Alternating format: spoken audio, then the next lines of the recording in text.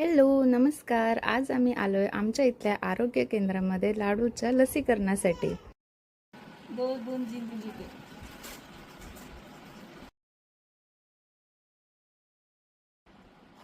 शासनातर्फे आरोग्य केंद्रातून दिल्या जाणाऱ्या ह्या लस मोफत तर आहेतच, पण आपल्या बाळाच्या आरोग्यासाठी उत्तम आहेत.